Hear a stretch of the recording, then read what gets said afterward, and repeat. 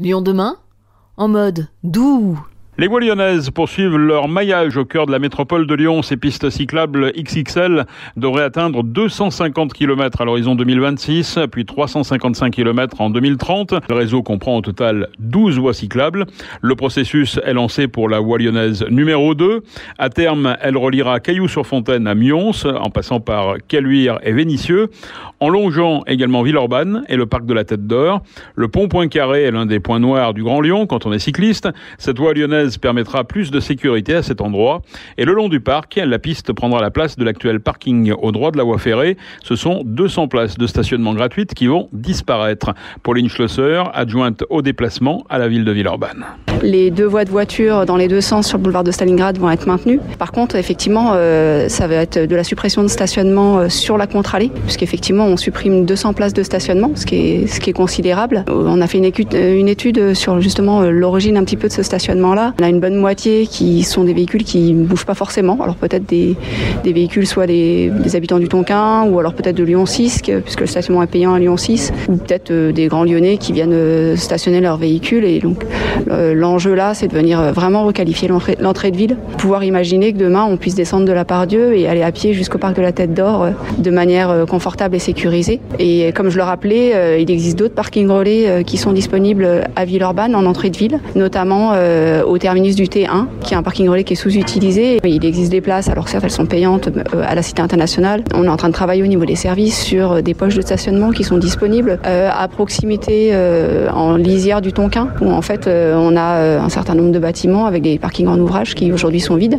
L'idée c'est de venir travailler comment est-ce qu'on arrive à mutualiser ces parkings-là. Il y a peut-être aussi un enjeu sur la mutualisation entre le tertiaire et le loisir, puisqu'on a des parkings pour le tertiaire et on sait bien que le tertiaire il est fermé le week-end. Est-ce que ces parkings-là pourraient pas être mutualisés pour les usagers du parc de la Tête d'Or? Mais c'est un secteur où on a vraiment besoin d'avancer sur notamment la végétalisation pour réduire la pollution de l'air, la pollution sonore, et c'est important de pouvoir avancer là-dessus. La première étape de construction de cette voie 2 consistera à réaliser d'ici à juin 2024 un premier tronçon de près de 6 km entre la porte de Saint-Clair et l'avenue Berthelot via la Pardieu, une liaison stratégique pour Fabien Bagnon, vice-président délégué aux mobilités actives et à la voirie, que nous avons rencontré. Elle est stratégique déjà parce qu'elle va permettre de délester un petit peu la voie lyonnaise numéro 1 sur les quais qui est extrêmement occupée, mais surtout parce qu'elle en fait, elle vient traverser le secteur de la Pardieu, voilà, donc qui est quand même le 2e secteur d'affaires de France. Il y a énormément de salariés qui passent à vélo. Les entreprises n'arrêtent pas de nous solliciter sur la création d'aménagements, notamment de stationnement. Il est urgent d'améliorer la cyclabilité de ce secteur. Comment vous allez passer sur ces axes qui sont actuellement dédiés beaucoup à la voiture? Vous allez prendre sur quoi? Sur la voiture? Cette voie lyonnaise numéro 2, effectivement, passe sur des grands boulevards, des axes importants qui ont été trop longtemps réservés à la voiture, tout simplement parce que c'est plus facile de l'insérer. On est sur des axes où il y a parfois 2, 3, 4 voies de circulation automobile, avec des mobilités qui évoluent déjà fortement. Et donc oui, on va prendre un peu de place là où c'est nécessaire à la voiture, mais pour insérer des pistes cyclables qui, je le rappelle, permettent de faire passer 7 fois plus d'usagers qu'une voie automobile. Voilà, donc on est vraiment sur une optimisation de l'utilisation de l'espace public et donc sur une amélioration de la mobilité générale. Il y a quand même 2-3 verrous à faire sauter, hein. Il y a le pont Poincaré, puis il y a aussi la Pardieu avec les bus, ça va être compliqué. La Pardieu, c'est pour ça qu'on a choisi de passer dans la Trémie. Voilà, donc on avait une Trémie qui avait été conçue à une autre époque pour écouler 2 voies de circulation et beaucoup de trafic automobile. Et en fait, on va la répartir, on va la partager. Donc il y aura une voie qui sera utilisée pour la voie lyonnaise numéro 2. Voilà, de telle sorte que les cyclistes puissent traverser le quartier de la Pardieu et puis surtout le quartier de la gare, là où on a énormément d'usages en toute sécurité, sans créer du conflit d'usage avec les piétons.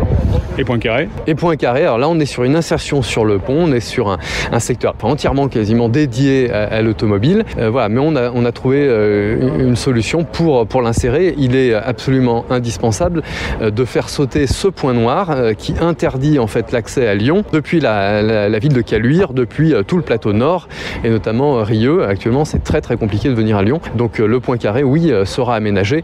Je crois qu'il y a 5 voies de circulation automobile. Donc voilà, il faudra partager là aussi sur ce pont. Et cette voie lyonnaise dessert enfin deux grands parcs, un Blandan et Parc de la Tête d'Or. Ça aussi, c'était important de relier ces deux parcs. Oui, alors effectivement, parce qu'il n'y a pas que l'usage domicile-travail, on a aussi l'usage loisir. On sera sur un accès bien amélioré pour les piétons et surtout pour les cyclistes au Parc de la Tête d'Or. Ça permettra aussi aux salariés des quartiers de la Part-Dieu qui sont dans un environnement très minéral d'envisager de faire des pauses ou d'aller courir au parc entre midi et 2 ou le soir, puisqu'en fait le parc sera à quelques minutes, à quelques coups de pédale avec la voie lyonnaise numéro 2.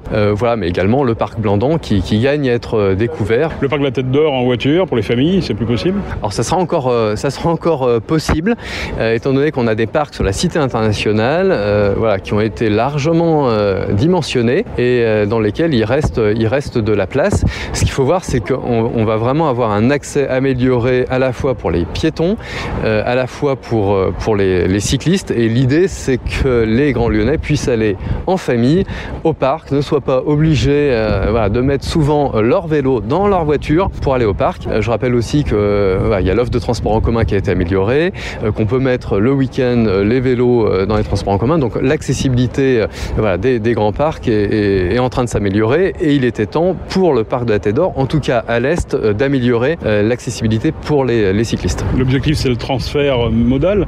Est-ce que ça existe aujourd'hui, ce transfert? Est-ce qu'on peut le mesurer? Alors oui, le transfert est en train de s'opérer. On a eu une période compliquée début 2021 avec la fin du confinement, mais globalement, on est sur des flux automobiles actuellement qui sont plus faibles qu'une période comparable, donc en 2019. On est sur des flux plus faibles. Aussi dans les parcs de stationnement, on considère qu'il y a un petit peu moins de fréquentation. Donc on voit bien que la mobilité évolue sur la métropole de Lyon. Et puis il suffit de regarder les compteurs vélo. On est à plus 25% d'usage en 2020. Donc on pouvait dire que c'était l'effet crise sanitaire. En 2021, c'est à peu près pareil. Et puis là, on est à peu près sur la même dynamique. Donc on voit bien qu'il y a un vrai engouement pour le vélo. Et dans les transports en commun, on est en train de revenir aux 90% de fréquentation. Ça s'améliore. Donc on voit bien globalement que les mobilités sur la métropole sont en train de changer. Bien sûr, il reste beaucoup à faire. Fabien Bagnon, vice-président aux mobilités actives. La largeur de cette piste devrait favoriser aussi les livraisons par vélo cargo sur ce tronçon central de la ville. La ligne 2 sera prolongée en 2026 jusqu'à Fontaine-sur-Saône et Saint-Priest. Le dossier de concertation sera consultable du 7 juin au 8 juillet dans les mairies de Caluire, Villeurbanne, Lyon 3, Lyon 6 et Lyon 7. Une réunion publique est prévue également en mairie du 3e le jeudi 23 juin pour aborder la question de cette voie 2 des voies lyonnaises.